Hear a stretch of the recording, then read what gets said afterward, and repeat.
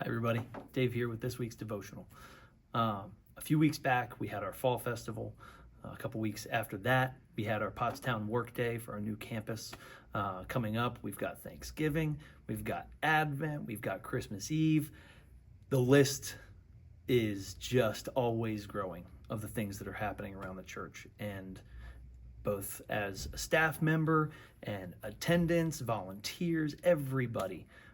We all see that there's so many things going on, and sometimes it can be hard to keep up and just get everything organized in our minds as we look at the next few months and what they look like. And so I wanted to talk a little bit about that today. Every day I read My Utmost for His Highest. It's a devotional book by Oswald Chambers. And he had this really cool one that kind of speaks to where I think we are right now.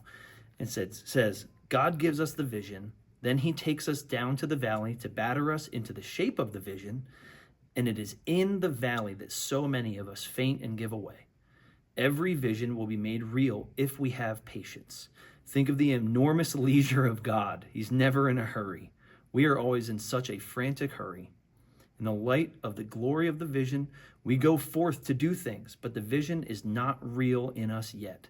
And he has yet to take us into the valley and put us through the fires and floods to batter us into shape until we get to the place where he can trust us with the veritable reality.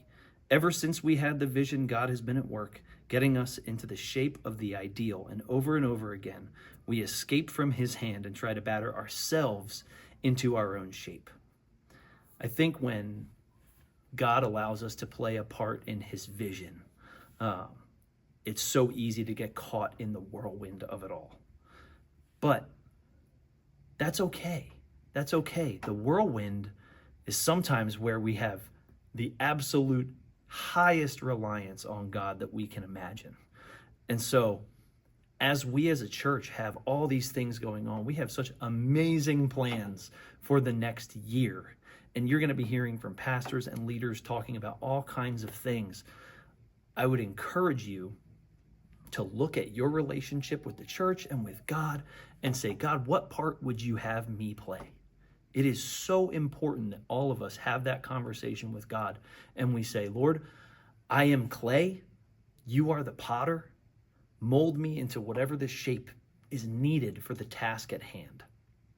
And while we're in this whirlwindy time, if you've ever been in one before, if it's been a crazy season at work or with family life, it feels like everything's going 100 miles an hour.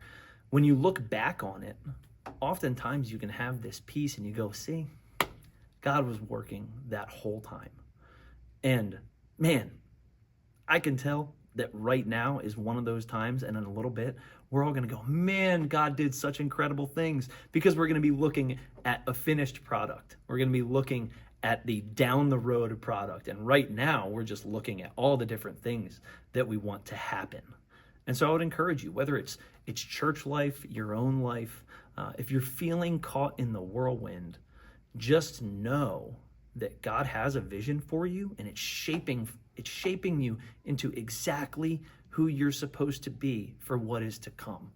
That faith is so important, and it is a day in and day out faith. It's not one that just shows up one day and we go, okay, everything's perfect, everything's great.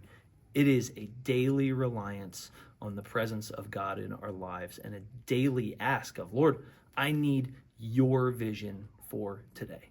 So I want to encourage you with that today and say that God is still God in the whirlwind, in the fire, in the flood. He is still God, and he is still walking with you step by step. Thanks.